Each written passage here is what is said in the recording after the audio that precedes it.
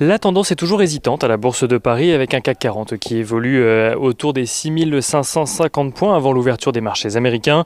Les marchés américains qui sont attendus à l'équilibre en ce qui concerne le Dow Jones se met dans le vert pour le S&P 500 et le Nasdaq, à en croire en tout cas les contrats futurs sur les indices. Pour rappel, hier à la clôture, le Dow Jones se clôturait à l'équilibre justement en recul de 0,09% à 34 599 points.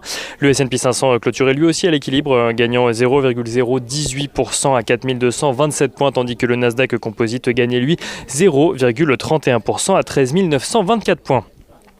Les investisseurs qui attendent toujours les grandes échéances de cette semaine, à savoir la décision de politique monétaire de la BCE, mais aussi le chiffre de l'inflation aux États-Unis pour le mois de mai, deux échéances dont les investisseurs prendront connaissance demain. En ce qui concerne l'inflation, ce chiffre est estimé selon certains observateurs comme pouvant éventuellement relancer le débat autour d'un tapering de la Fed, mais surtout sur le calendrier de celui-ci. En attendant, les investisseurs semblent plutôt confiants sur le sujet, à en croire en tout cas le rendement obligataire à 10 ans aux États-Unis qui évolue depuis ce matin aux alentours des 1,52%, tombant même en ce début d'après-midi à 1,50%.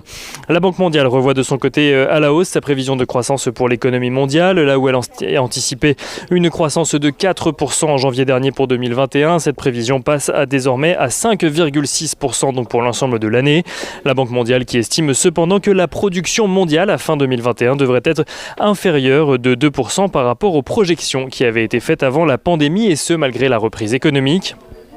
En Allemagne, on note que les exportations ont légèrement progressé au mois d'avril, tirées notamment par la progression des échanges avec les États-Unis. Les exportations vers les États-Unis ayant bondi de 60% sur le mois. Au global, les exportations qui ressortent en hausse de 0,3% sur un mois, tandis que les importations diminuent de 1,7%. Donc en avril, après la forte progression qu'elles ont connue au mois de mars. Une évolution qui fait passer l'excédent commercial en Allemagne de 14 milliards d'euros au mois de mars à 15,9 milliards d'euros au mois d'avril.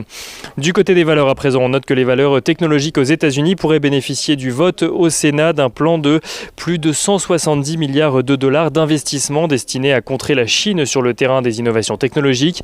Et on note également que UPS annonce viser un chiffre d'affaires de plus de 100 milliards de dollars en 2023 contre 84,6 milliards de dollars sur l'année 2020.